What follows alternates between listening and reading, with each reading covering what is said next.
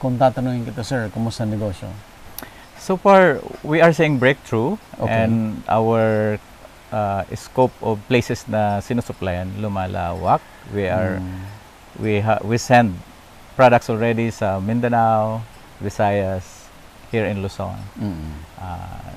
So these mga tourist spots like Boracay, Siargao, Palawan, Batangas, Laguna, Bulacan, may mga customers na kaming na. So Sir, we do install as well. Okay. But some clients, kung they have their people already, we can coach them and guide them in the process how to install it, kasi very easy naman to install. It's easier to install sa nipa or natural nipa or anahaw or pugon. Gaano ka nakatagal dito sa business na to, sir? So 3 years na. 3 years. 3 Ikaw years, ba ang nag-introduce nito sa Pilipinas? Yes. Okay. Yes. Dito sa Luzon. Dito sa Luzon? Sa Luzon. Alright. Sa Luzon. Pero I think sa other area mayroon. But relatively, noong nag-start ka, it's something na foreign ito. Hindi kilala. Hindi pa kilala. Okay. Hindi pa kilala. So kaya that's one thing na nag-excite sa akin, na mas hindi lang other tropical countries mag-benefit like Thailand, Vietnam, but also dito sa Philippines that can help solve the problems of these businesses around. Na in the long run, mas makakatipid sila at mawawala yung sakit sa ulo. Okay. Okay. Ano, sir, ang challenges sa isang negosyo na ikaw ang nag-uumpisa o ikaw ang mag-i-introduce sa market?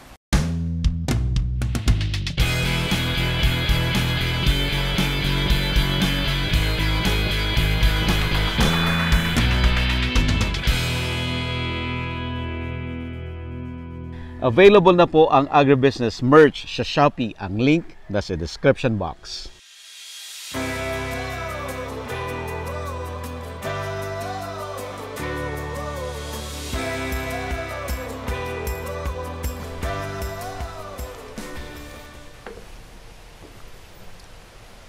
So, treated yung mga kahoy na to, sir? Parang hindi basta-basta, yes, no? sir. Trinit muna namin ng sulignum.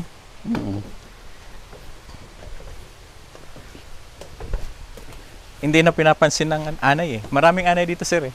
Pero wala ako pang nakikita na tinitingnan ko nga kung ano pa rin eh. Magkaka-interest sila. Kasi kahit puno ng mangga, inaano yan ng anay. Kaya nga wala dito, sir. Bihira dito sa lugar na to nakapapabuhay ng malunggay. Kasi inaano agad yan ng anay eh. Pag nakadikit na sa lupa. Oo.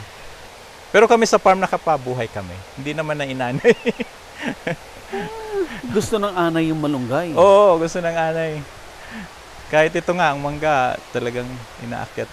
Maraming purposes na rin kasi yung showroom, model units nandito na rin kami nagtatrabaho. Tapos some friends na gustong connect sa nature, magpahinga, magkaroon ng solitude time, mag-retreat. So dito na rin yung sa kanila na napapasyal some of them. Ito matindi, oh. Ay, ang laking, sir, buong malaking bato, no? Yes, malaking, yan. Ang ganda ng, niyan, yung sound niya. Oo, yung sound. Pag gabi, na matutulog ka. Narinig. Oo, narinig. Hindi pa tapos yung hagdan namin. Saan galing? Dito yun sa ilalim. Ito, yung ilalim nito, ano lang talaga, stock room. So pati yung lupa, trinit nyo? Ano para lang, yung anay hindi umano? Ano lang kami, lagay ng gamot sa paikot. Para hindi sila pumasok? Pero syempre, dahil bakal ang pinaka-foundation, lahat kasi bakal eh. I know, kasi concrete and then bakal. So, hindi naman na nila maakyat. Kahit yung CR namin, sir, ganun din. Sir, anong profession mo before ka... Graduate ako, sir, ng pagpupulis. Tapos, Criminology. yes. Tapos, I work in a mission organization Oo. for 16 years and my wife ay 20 years. Mm. So, 2020, we transitioned to start a business. And then God led us to discover these products. Kasi I was really thinking and praying for a business Oo. na we can venture together. Mm. And when I was searching, nalid ako dito eh. And na-caught yung attention ko kasi ito kasi yung lumaki kasi ako sa bukid.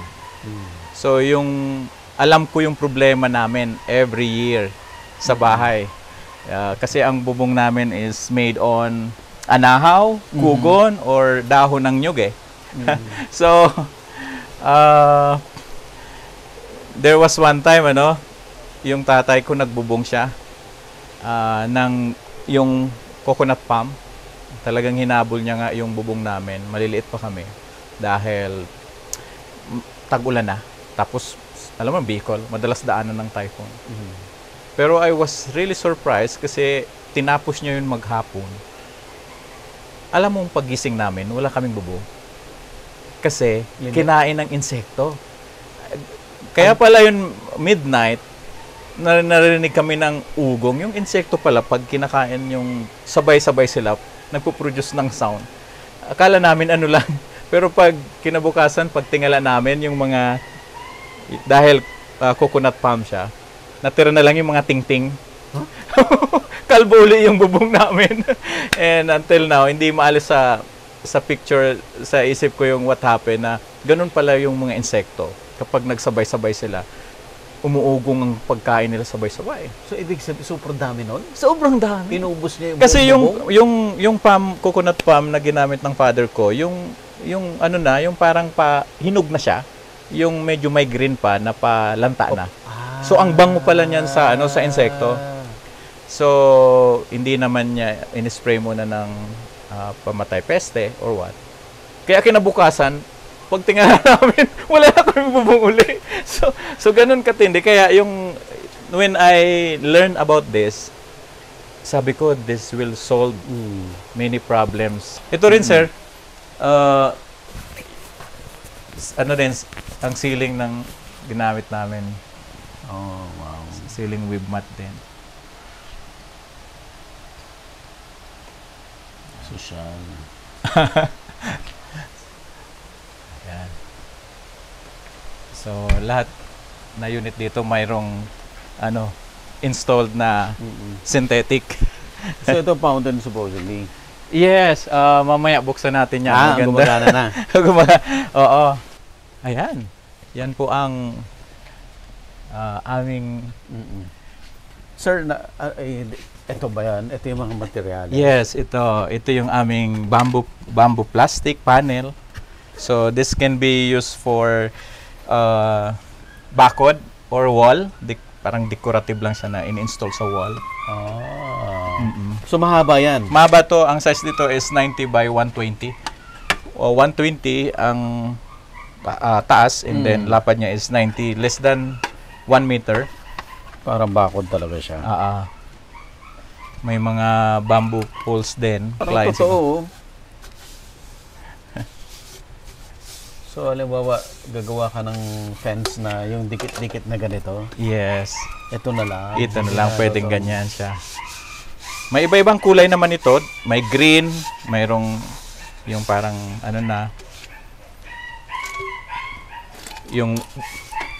yung bamboo slat. Sabi sa Bicol, yung bula. Mayroong mga ganitong sizes din. Tapos ito yung mga weave mat. Naku, yung aso namin, sir. Pipili sila. Yes. Ito, iba-ibang design. Uy. Pala nalilisan ko to. Yan. Parang totoo, no?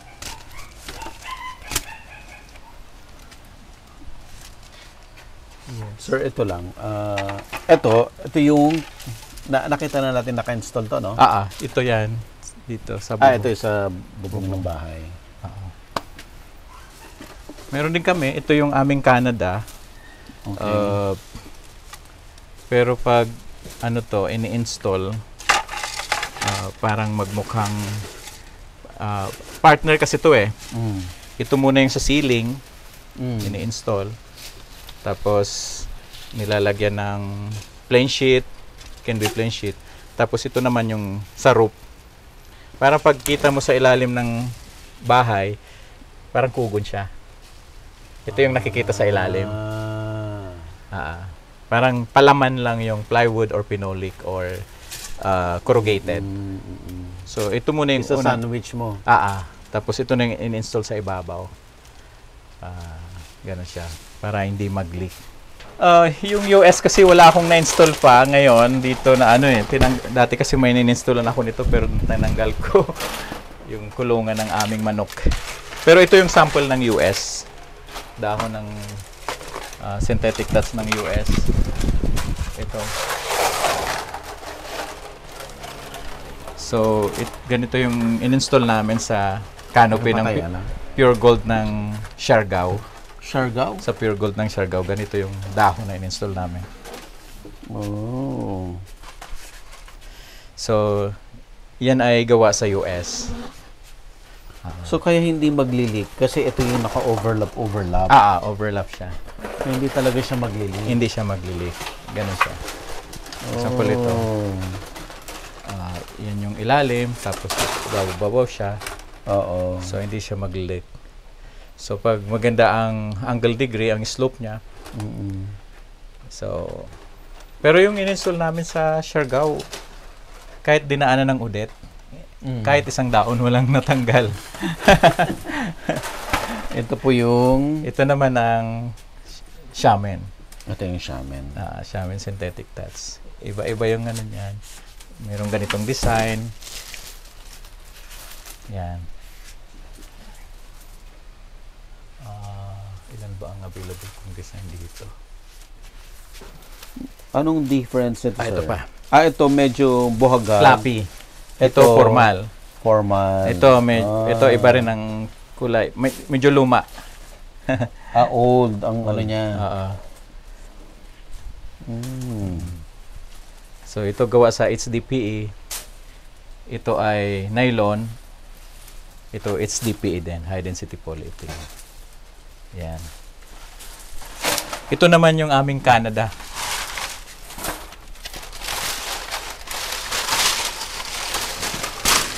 Yan.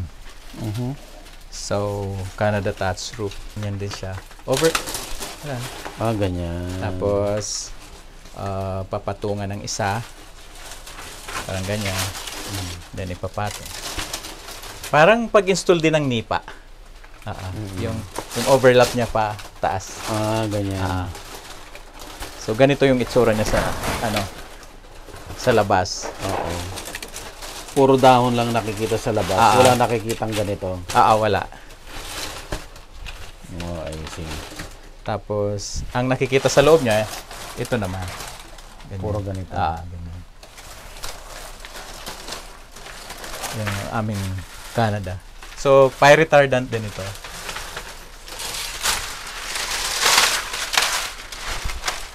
And isa pang nakita kong advantage mo ay, karamihan kasi the traditional businesses, isa sa challenges ay yung stocks na nandun sa bodega.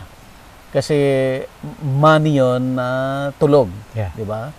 And the faster na mai-dispose mo yung stocks, 'di ba? Mas maganda yung business. Yeah. And ikaw wala kang stocks. Wala po.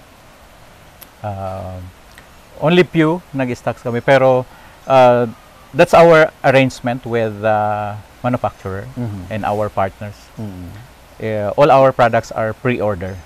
So ibig sabihin if they are interested to use the product, they have to wait for our lead time 30 to 40 days for production and delivery. Yung 40 days deliver na yan sa project site nila.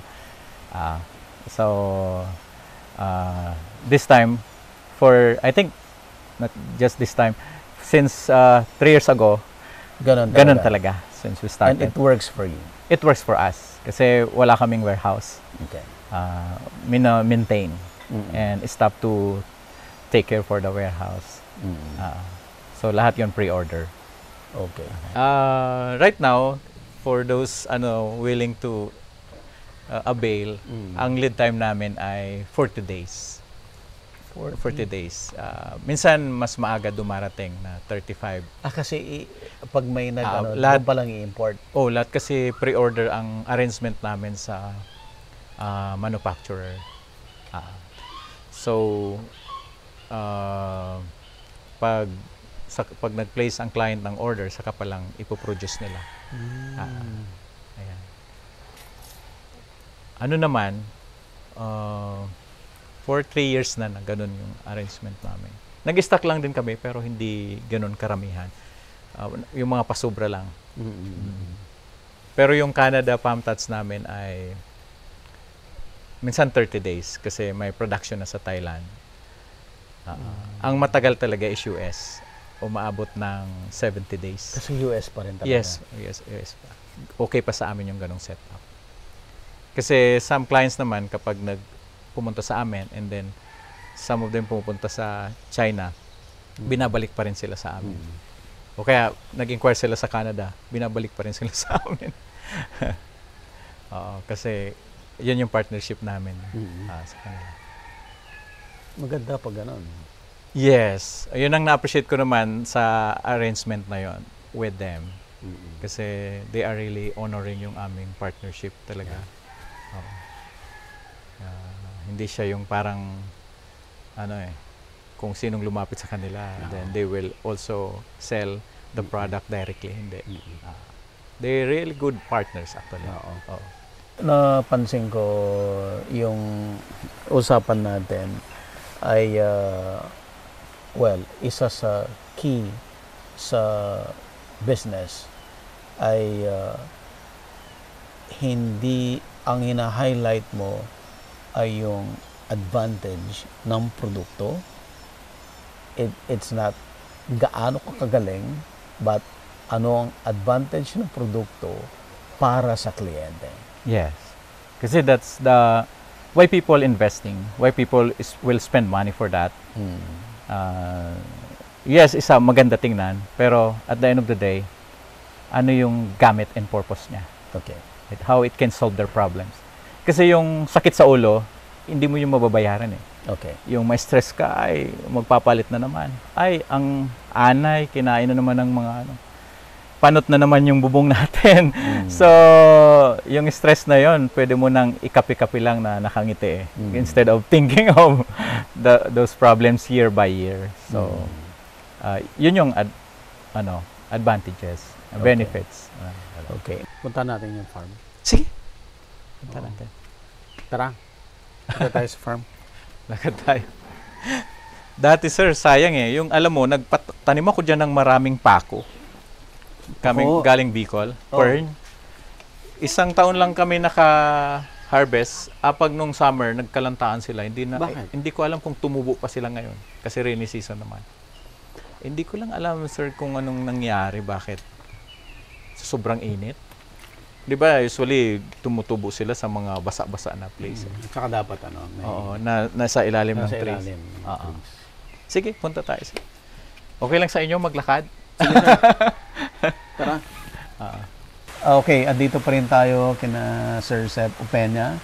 Dito pa rin sa kanilang residence at kanilang showroom.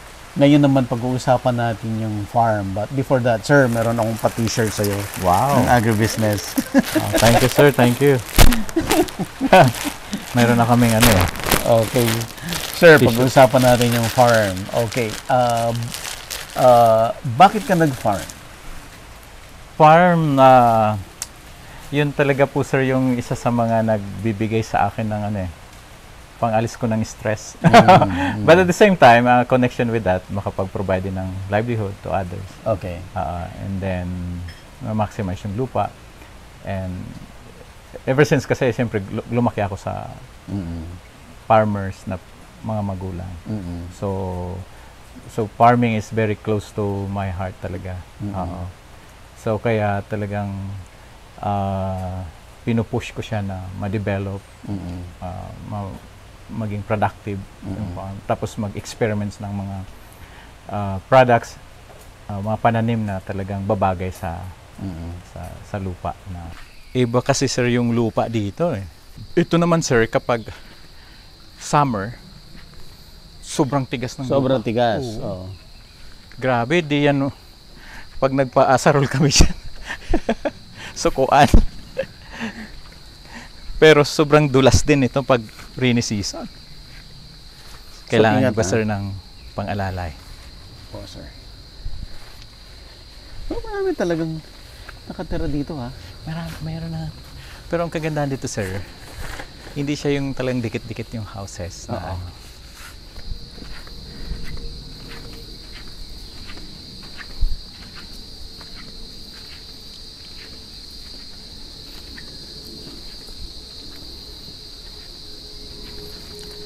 Napapasok naman na rin ito sir ng sasakyan. Actually yung ilang farm dito, nag-usap-usap na kami, napapagawan lang namin to ng kalsada. Yung kasya lang yung gulong. Kasi sabi ng Yung dalawa. dala. Yung dalawang... Yung ano lang, hindi yung lahat concrete. Oo. Pero yung 4x4 sir, nakakaakit dito. Kasi yung mga may-ari din ng farm dyan sa taas, mga 4x4 sa kanila. Kahit agulan, inakit nila dito. So pa, ingat ka, ha? Sir? I see.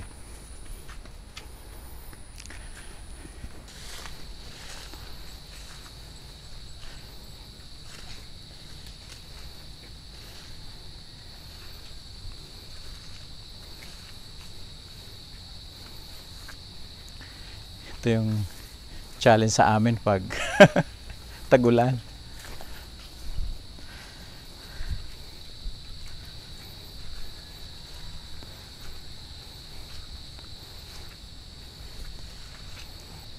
Okay lang pala to, Anong sir. unang nabili mo? Yung residence or yung farm? Yung sa bahay ho.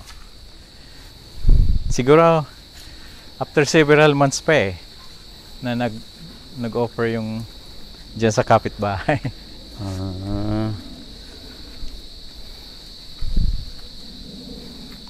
Siya nag-offer. Kasi wala silang interest na magkakapatid sa lupa. Kaya ito na yan sir, yan sa may puno ng mangga.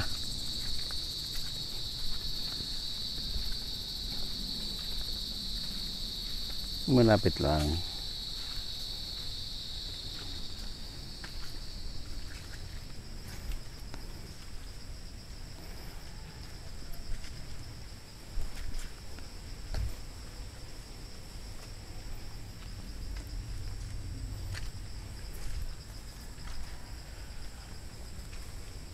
Pero ang ganda ng source ng water dito sir. Yung buong sitio na to, dyan kami kumukuha talaga ng tubig.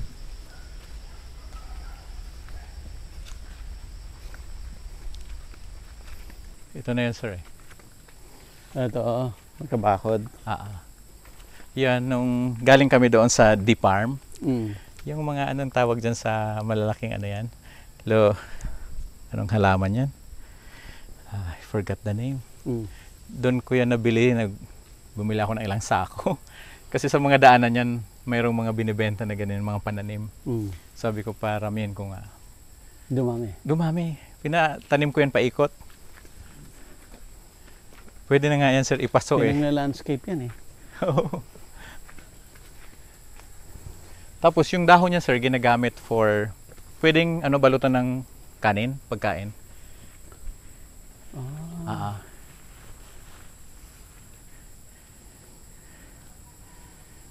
Binibenta rin siya separately. Yung dahon niya. Tignan mo, ang lalaki ng dahon. Tapos nagpatanim din ako sir ng mga ubi, yung mga gilid, pinatanim ako ng mga ubi. Maraming ubi din dito. Mas maganda dito sana ikaw gumawa ng ano, no? Showroom, no? Oh, actually, I'm planning to expand it dito sa mismo. Medyo challenging kasi lang dito yung paghakot ng materials. Oo. Especially pag rainy season. Saan na concrete yung kalsada? Oh, ito po. Kasi dead end na to, sir, eh. Pa? Dead end na to. Sa kabila niyan, Santa Lucia property na. Santa Lucia na. Santa Lucia na. Ang laki ng property ng Santa Lucia dyan, nakabakod. Sa tabi lang mismo niya ng gate na yan. Yung may bakod na yan? Sa unahan yan, sa tabi niya mismo. Santa Lucia na. So dito, matigas dito.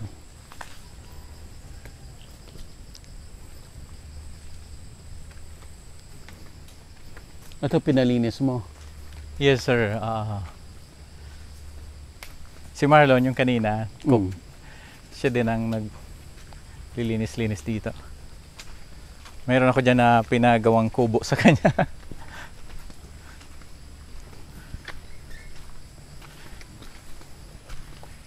Nagpahakot na nga ako dito, sir, ng ano, kasi papabakuran ko na sana gate.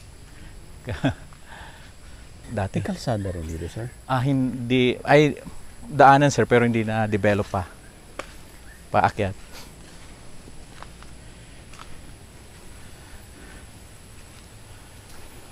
Sayang santol, oh. Lalaglag lang. Oo. Ito kasi yung puno na matamis. Kaya yun ang naubos. The rest na hindi na pinapansin.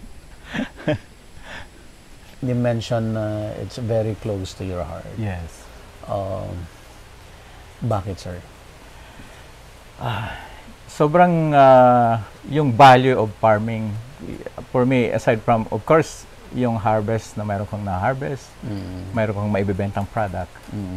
Pero yung contribution niya sa individual, like ako, yung learning process. Ako kasi yung person na sa lahat ng iniisip ko dapat may learning kang something na matitake. Yung pagtatanim, yung experience doon, it's something that can contribute for a particular person to be built up. And yung love, yung dedication, yung care, maano mo yun ma-implement mo siya. And at the same time, yung benefit din noon na magko-contribute ka sa buhay ng iba na nakakapag-produce ka ng trabaho kahit sa simple at maliit na kaparaanan. In a small way, nagko-contribute ka rin sa economy ng bansa. Kapag nakakabenta ka ng product, nakakabili yung mga ibang tao, yung supply and demand, nakakatulong ka doon. Kahit sa paano. Kasi siyempre, personally, pag inisip mo, farming is not, it's so difficult. Di ba? Kasi there's so many uncertainties ahead. The calamity, yung peste, presyo, unstable. So, parang pwede naman na wala na lang to. Pero kapag sa kabuuan, mo tinignan siya, marami kang natatats na angulo sa pagpa-farming. Buhay ng iba, buhay ng consumers, buhay mo din na nasusupply mo na yung need mo. Tapos yung experience din sa pagpa-farming na hindi ka lang because you want to earn, but more on to learn, to master something. Sa akin yun ang pinakatitingnan ko sa pangkalahatan. Pag pinag-uusapan ng farming, it makes you emotional? Yes, sir. Kasi personally, I grew up in a big family. And then, since alam naman natin talaga yung farmers sa province, talagang sa maliit na bata pa ako, yung for us to be able, for me, ako personally, kasi since marami kami, kanya-kanya kaming discarding magkakapatid para makapasok sa school. So, ang ginagawa ko, mamimitas ako ng papaya, ng mga dahon ng talbos ng kamote, and other vegetables sa taniman, and I will bring these vegetables to the market. So, hindi ako nahiya. Maglako ako ng tinda sa market. And then, pag-uwi ko, may bili na ako ng bigas. Masaya na yung nanay ko. And then, mayroon na akong pamasahe sa pag-aaral. So, yun yung routine. Kahit na nung ka-college na, ginagawa pa rin namin yun. And, lahat kami nakatapos by the grace of God. Pero yung farming, isang part yon na nag-contribute sa buhay namin kung ano kami ngayon. Oo. Na, kumbaga, hindi siya pwedeng i-take na so-so. Oo. But so precious part ng isang buhay pamilya para mapunuan yung mga pangangailangan nila if a particular family and children pursuing something. Kasi it's proven eh. It's proven eh. Kumbaga, sa farming kasi wala ka man munang nakita na, okay, itong punong ito ng mangga or niyog mamumunangan dito, kaya ganito yung ano ko. Hindi, it's by faith na mamunga siya para next month may ma-harvest ka. At pag may harvest, mayroon pupunuan na naman yung pangangailangan mo. Alright. So, imagine that na when you plant something, mayroon at mayroon talagang lalabas na fruit na it can contribute to your life and sa bawat pamilya. So ako nakita ko yun eh, na yung bunga ng pananim ng okra ng nanay ko, nakatravel ako sa school na pupuntahan ko. So imagine kung walang tinanim na okra, wala siyang nalako na early morning. Malamang hindi kami nakapagtapos. Okay. Oo, kaya kumbaga farming actually, minsan kasi ang iba tinitingnan ito na ano eh, kaya nakakasad din na marami now parang gustong iwasan. Pero kung titingnan natin, ang bansa natin sobrang lawak ng lupain na nakatiwangwang na hindi lang talaga na ma-maximize na taniman. Oo. But of course, good thing with kahit yung program, sir, kasi maraming na-educate, natutulungan to encourage other na mahirap yung farming, pero it can impact and contribute sa individual na buhay at sa kada pamilya if they will just be committed to plant something. Kasi when that seed kumunik sa lupa, nagkaugat, may hope and faith ka na tutubo and eventually mamunga na magbe-benefit. Hindi man milyon ang kikitain mo dyan, hindi man daang-daang libo, or 1,000 lang or less than, somehow, in one way or another, it will contribute to your life. Or kahit lang mapunuan yung pangangailangan mo ngayong kakain ka, that's something so precious na. Na kung hindi mo siya titingnan in a very, yung makahalagahan niya, parang you will just skip. Hindi naman kasi tayo, yan eh. Or kasi parang ganito lang yan, parang titingnan natin siyang maliit. Pero, sobrang valuable na mayroon ka lang ma-harvest na isang puso ng saging and then makaluto ka ngayon. Siguro sir, dahil lumaki kami sa bukid, kaya I've experienced personally yung kakain ka ng saba, pero yung dahil after typhoon yun eh. Yung mga saba din, natumba, mga yang pa. So, yung saba na mature, ang ulam mo, saba din na yang, pero ginataan. Ayun. So, parehas saba. Personally na-experience ko yun. Kaya nakikita ko until now, and that's one thing also na I am sharing to our kids, yung kahalagahan ng pagtatanim. Kasi saan ka mapunta, dumating man ang panahon na hindi natin alam kung ano yung buhay nakaabang sa atin ahead. Pero kung marunong kong mag-farm, marunong kong magtanim, ayan, hindi ka lang masusurvive, pero pwede ka pang makatulong sa iba kasi ma-share mo yung harvest. Ito yung mga pinatanim mo na. Ito na sir, dito, actually hindi namin talaga pa natutukan well ng spray, abono. Kanino ito mga manok? Ay, ito yung mga manok niya? Oo, yan yung natitira sir ng yung inulam natin kanina. Naglalakad-lakad lang sila dito. Ito pa rin yung tubig, oh. Yan, galing yan dito. Marami pa ako sir papatanim nga, yung mga kalamansi, nabutan ng tag-ulan na ano yung dahon nila. Siguro yung Santa Lucia, sir, nakakonekta yan sa Marilake. Pwede. Yes, actually, gilid na ng kalsada yan, connected yung ano. Pero ang lawak ng lupain nila dyan. Doon ang magandang view, sir, sa kabila. So, dito, maraming mga langka. Minsan, ang bubungan ng langka dito, sir, na bubulok lang eh. Kasi last time may buyer dito, gusto niya bilhin tigli 5 piso lang per kilo. Ialok mo na lang sa friends. Oo nga. Yung 5 piso Actually, rin pag pupunta lang. nga dito yung mga kaibigan, pitas lang kayo dyan. Ano eh.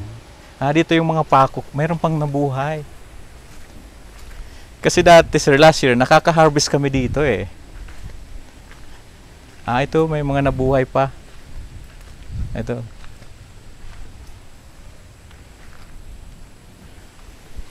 Kuryente to. Yes. So, kaya layo ka sa kuryente, ha? Ito. Pako.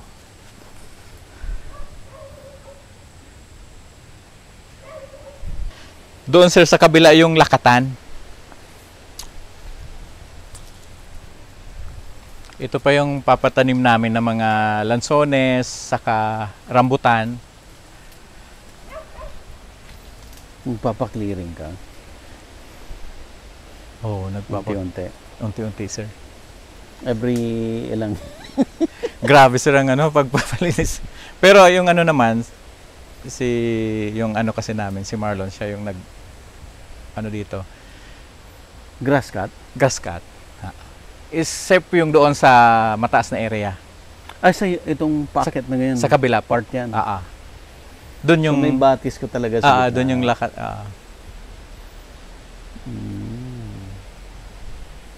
May mga pa dito, sir, may mga wild. May pa diyan, may tawag diyan, bayawak. May unggoy pa dito, at saka yung baboy ramo. Baboy Kasi yung coconut namin na pinatanim, binubungkal nila. Oo. Kinakain nila yung yung loob. Kaya sa taas, marami kaming papalitan. Yan ang kaaway ng coconut, no? Yung monkey. Sabi ko, naku, buhay na sana yung mga Ito yan, sir. Hanggang pataas yan. Pero sir, kung lagi kang nag-grass cut, gaganda to. Ito na tutubo. Yung na, Carabao. Magiging parang siya, golf Oo nga, course. Actually, yun nga ang ko eh. Kung lagi lang Yung dito sa nag-grass cut. kabila, kaya pinapag-grass cutter ko siya para ito, mabilis yun, lumitaw eh. Oo. Kasi pag ito na nakatubo, hindi na rin tutubo to. Hindi na, tama. So, okay, diyan ka lang. Diyan ka lang.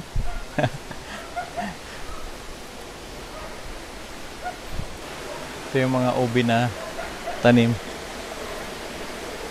Sir, dito pababa, medyo dahan-dahan lang. Ang sarap ng ang sarap ng huni ng tubig.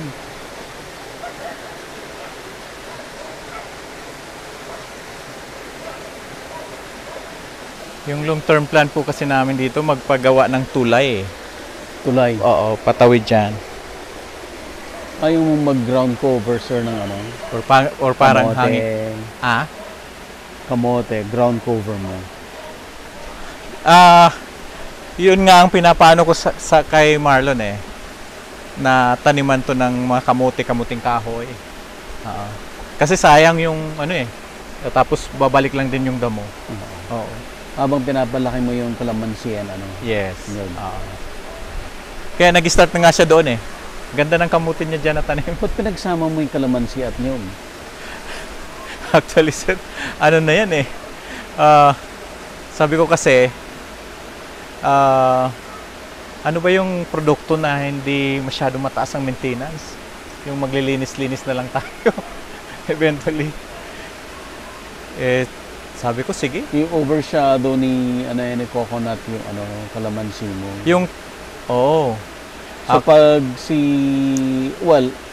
kasi mauna naman maging productive si kalamansi. Sa kalamansi, Pero once na si coconut productive na, mawawala na, wala na. Oo. Wala na talaga yung kalamansi. Kaya sabi namin, sige, try muna natin kung alin ang mag-try. ano yung kubo na yun, sir? Yan yung tirahan ng... Sa'yo yan? Tirahan ng bantay dito. Okay. So, punta tayo doon. Halika. Kaya Jacket ka. Mag-jacket ka.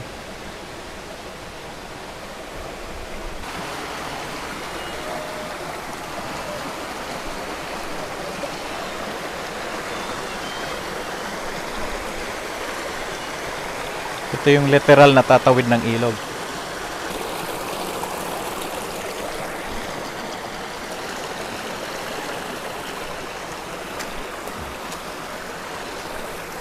Ay.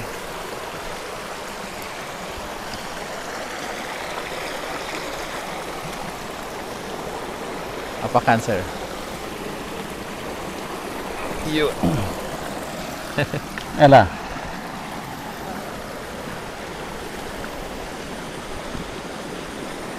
Yeah. May parang dam ka dyan, sir, oh. Yan sir, pinahukay ko talaga siya. Kasi nga dati dito kami nagkukuha ng mga panghugas. Oh. Kaya yung pipe na yun, diretso yun sa bahay. So, malinis yan. Oo. Palabaw yan ng tao eh. Para Ito, maganda rito, ah.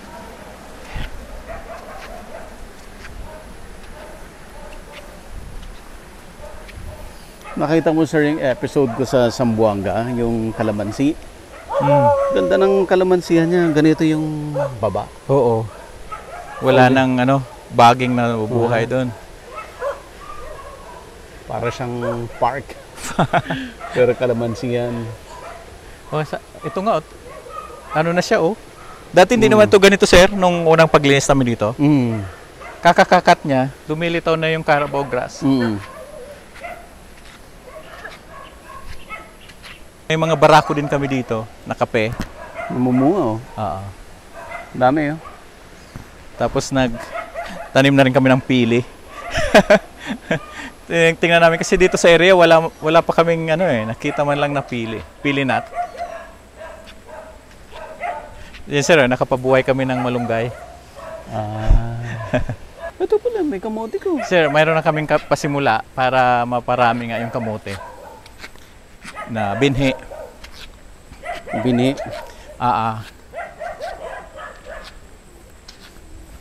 Dito na rin kami kumuha ng ng gulay. Ay, sorry. Oops. Mas safe ata sir dumaan dito eh. Kasi dito tayo. Maganda kasi ang view dito sir sa kabila.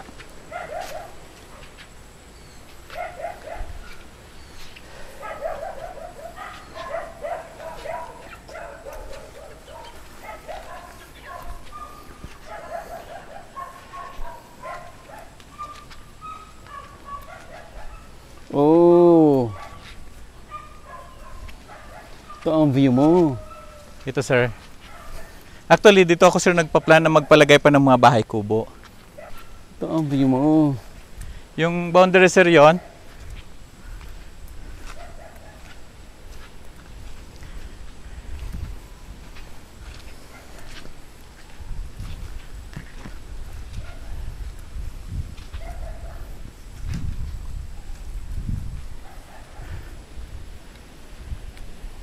Anong bundok to, sir? I forgot the name of that bundok sir eh. Diyan papunta yung may training area kasi dito yung SWAT ata. Asan yung Masungi? Yan sa kabila, yan. Yan sa kabila. Ito. Nanggaling ka sa isang typical na mahirap na magsasaka na siya ang nagko-comprise ng malaking society ng Pilipinas. Yeah. Gaano kahirap yan, sir? Mahirap. Challenging siya. Kasi solely dependent yung to support, for you to be supported to what you want to pursue. Like sa pag-aaral, coming from that.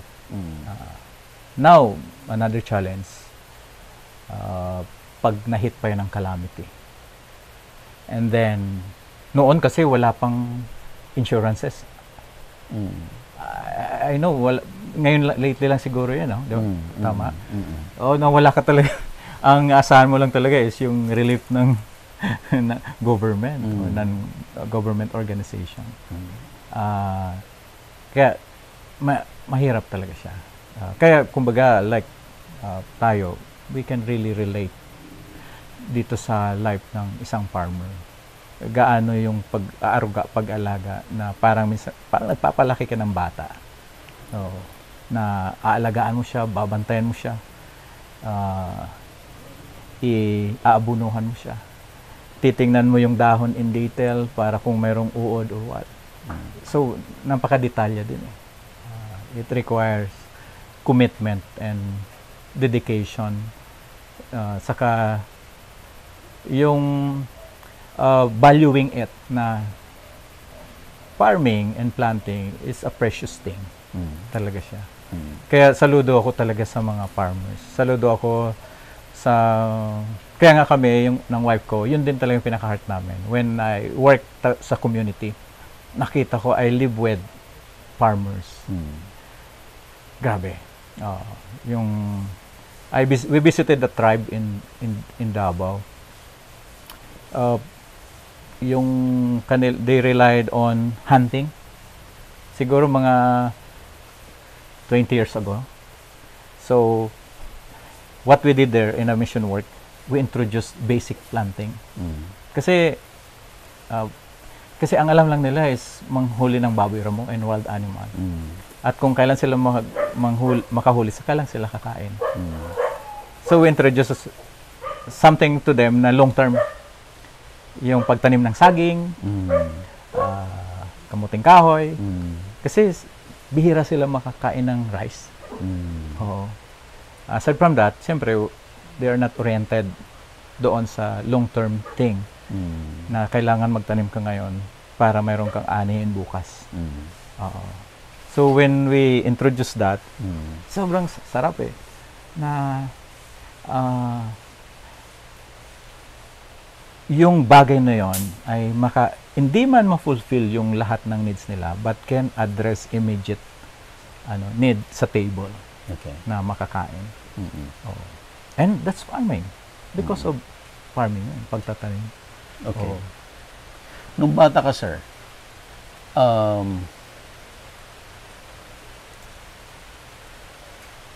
nalungkot ka ba? Naawa ka ba sa sarili mo na ikaw ay isang mahirap na magsasaka?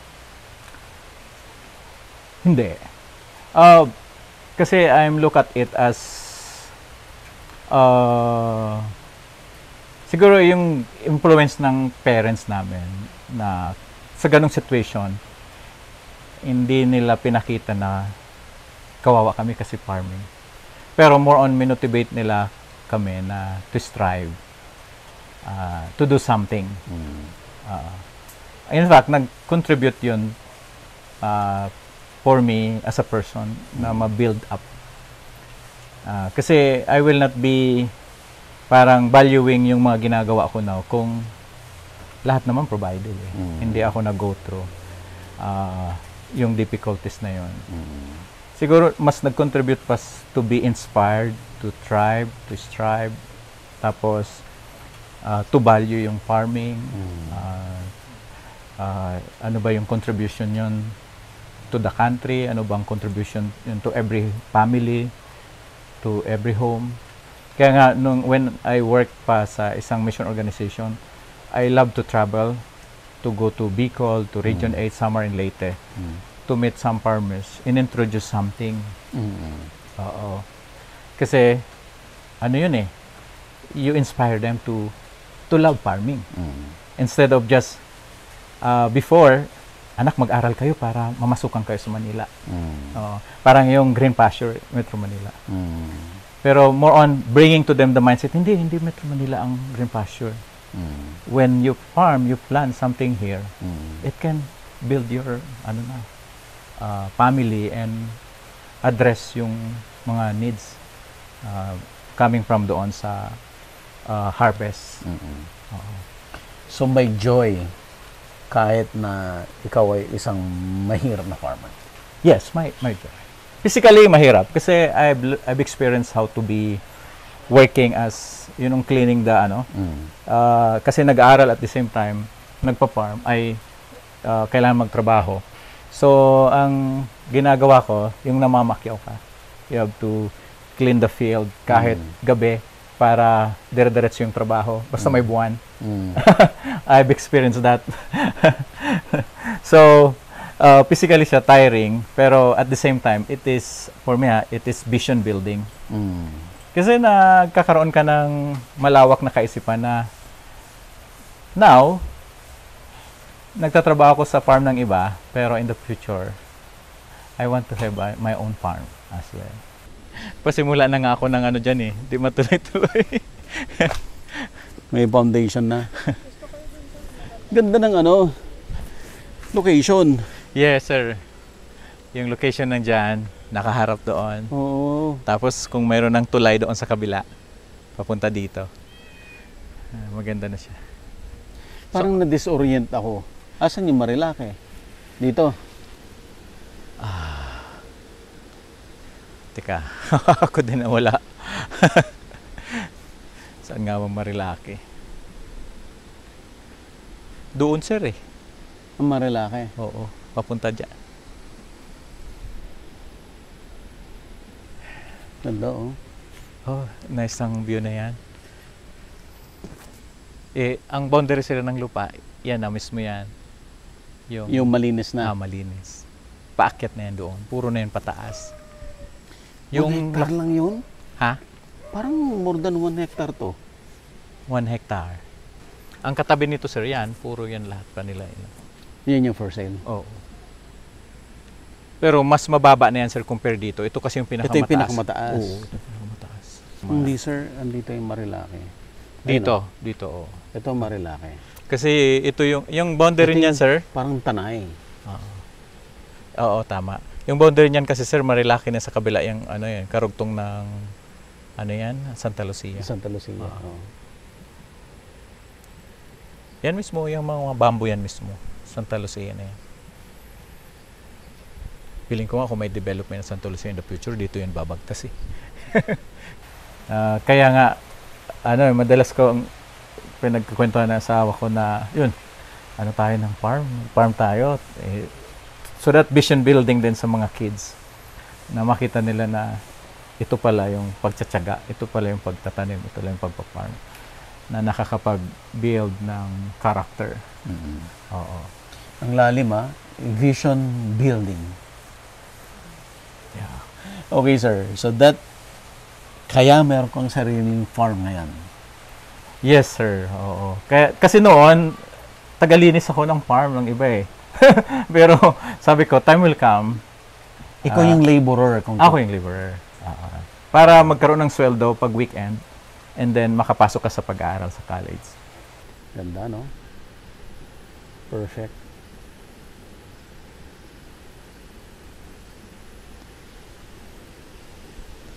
Last year lang kami kasi dito, sir, nag-start maglinis. Mga August. Kasi si Marlon, pa rin eh. 1 year pa lang niya, yung September. So, nung nag-start ako dito, saka ko siya pinapunta eh. Sabi ko, mayroon ako doong tataniman. Butit may Marlon ka. Oo, grabe sir. Kasi alam mo, noon, nung nag-start ako dito, naghanap ako ng mga trabador dito, pinalinisan ko. May trabaho ako. Ilang buwan pagbalik ko, gubat na naman. Sabi ko. Mga ka lang. Ayo. Pero ito sir, nakakatawa si Marlon eh. Kasi yung pinsan ko kasi yan, yun talaga ang trabaho nila sa probinsya. Saka masisipag, marunong mag-alaga ng tanim. Ang daming yung tutubi. Dragonfly. Pag madami daw dragonfly, ibig sabihin, balance pa yung ecosystem. Diyan nga sir, minsan may naliligong bayawak eh. Nakatingin lang, dinadaan-daanan namin, di namin pinapansin. Diyan sa may balon na yan. Oo, ganda ng bundok na yan. Dito sir yung aming lakatan, dyan. Akyat na tayo.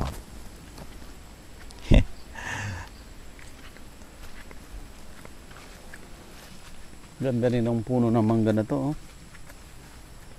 Yes, sir. Oo.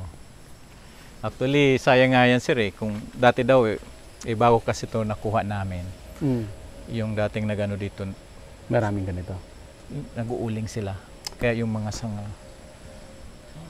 dati daw nagbubunga to ng Maganda. maganda. Nasaktan. Pero pinutol. Kaya, Main branch yung tinanggal eh. oh, yun talaga yun kasi gusto niya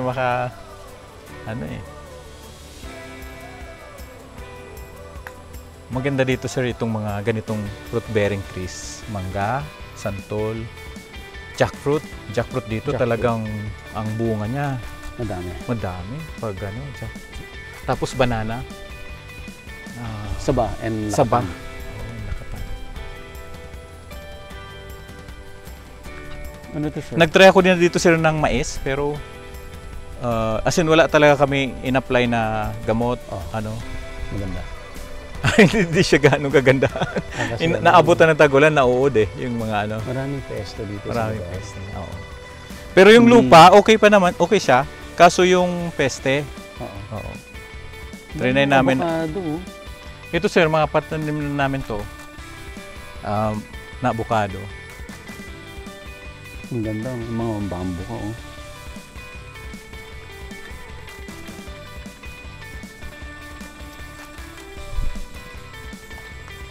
Iba pa rin, sir, pag mayroong ganitong taniman. Ako personally, pag gusto kong ma-relax, pumupunta lang ako dito. Titingin-tingin ng mga tanim.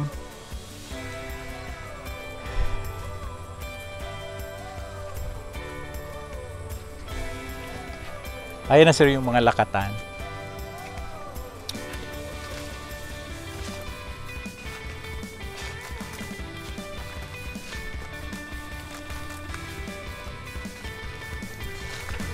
Available na po ang agribusiness merch sa Shopee. Ang link nasa description box. Agribusiness, how it works. Instruct, inspire, succeed.